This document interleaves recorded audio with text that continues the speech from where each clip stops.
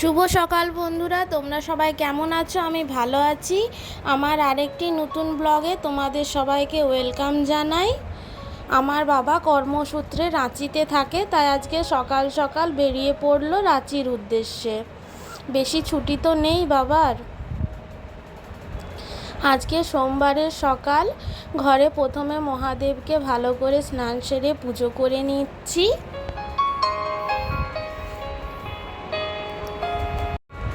ঘরের পুজোটা সেরেই আমরা মন্দিরে যাব।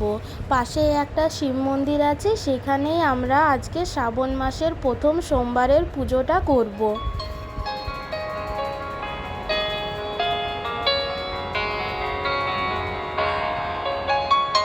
মা দিদি রেডি হয়ে গেছে, আমিও রেডি হয়ে গেছি। এবারে আমরা মন্দিরের দিকে বেরাচ্ছি।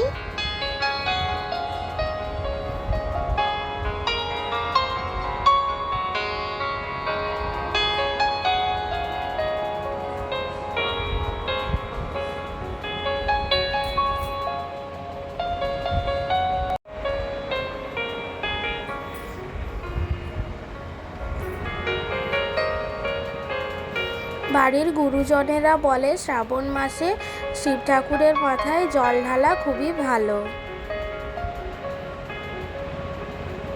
এই যে মন্দির চলে এসেছি আমরা, ছোট্টর মধ্যে মন্দিরটা খুব সুন্দর।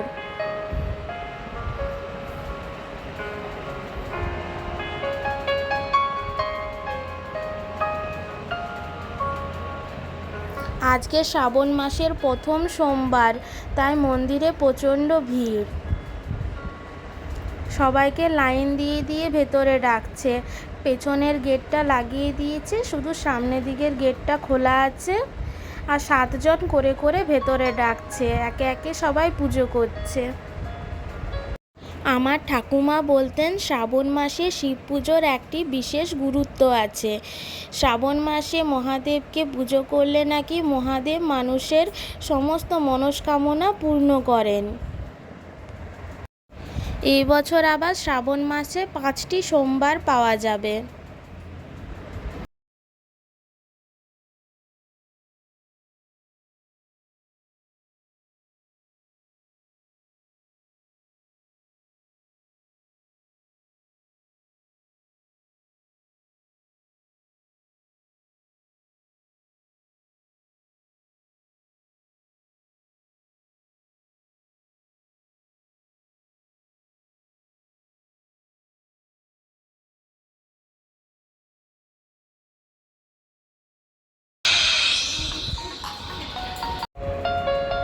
আমাদেরও পুজো করা হয়ে গেছে। পুজো সেরে আমরা এবারে বাড়ি ফিরছি।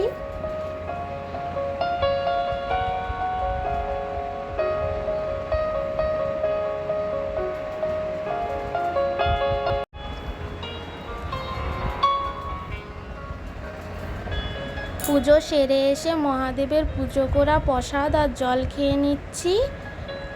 যে কোনো খাবারেরই পুজোর পর যখন ওটা প্রসাদ হয়ে যায়, তার স্বাদ আরও বেড়ে যায়।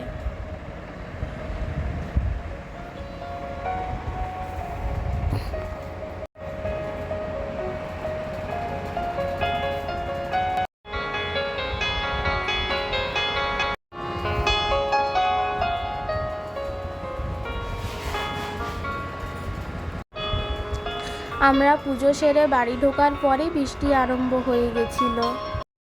এখন বৃষ্টি থেমে গেছে, রাস্তা ভিজে আছে, গাছপাতাগুলো ভিজে আছে।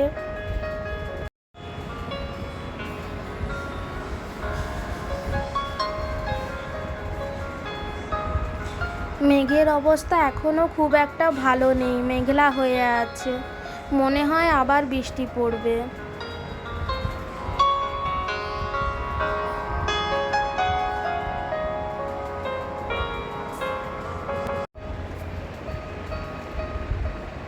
এখন দুপুর হয়ে এসেছে। আজকে দুপুরবেলা দিদি সাবু ভিজিয়ে রেখেছিল। আমি আম, কলা, দুধ দিয়ে সাবুটা মাখলাম আর সামান্য একটু চিনি দিয়েছি। আর সঙ্গে কলা আর মিষ্টি আছে। এই দিয়ে আমরা আজকে দুপুরে লাঞ্চ করে নেব।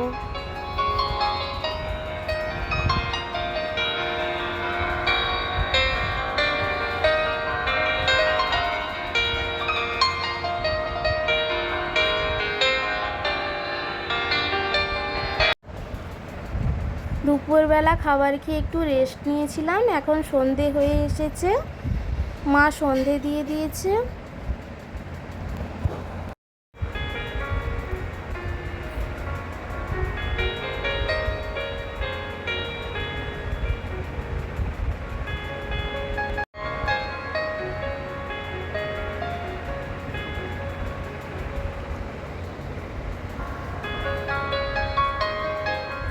বাইরেটাও অন্ধকার হয়ে এসেছে। বিকেলবেলা আরেকবার বৃষ্টি হয়েছিল।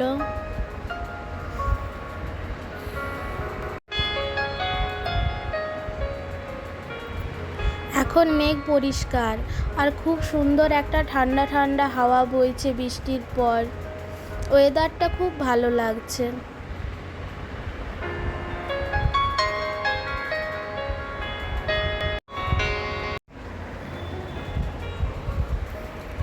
আজকে রাতের ডিনারে দিদি বানাচ্ছে ছোলার ডাল পনির দিয়ে। বারের দিন এই ডালটা খেতে খুবই ভালো লাগে।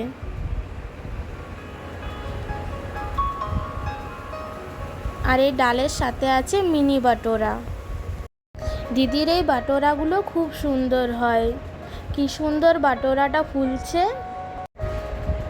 ময়দার মধ্যে সামান্য একটু দই দিয়ে মেখে রাখে কিছুক্ষণ, সেজন্য বাটোরাগুলো খুব সুন্দর ফোলে আর নরমও হয়।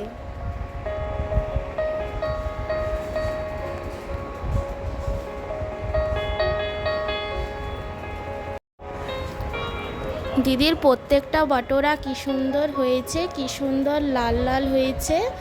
ভাজাটাও খুব সুন্দর হয়েছে আর খুব সুন্দর ফুলে এসেছে।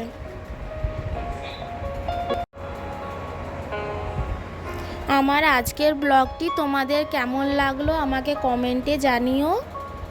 এভাবেই আমার পাশে থাকো। আজকে আসি বন্ধুরা, আবার আরেকটি নতুন ব্লগ নিয়ে অন্যদিন আসবো। আমার ভিডিওগুলো ভালো লাগলে লাইক শেয়ার করে দিও আর সাবস্ক্রাইব অবশ্য করে দিও। শুভরাত্রি বন্ধুরা।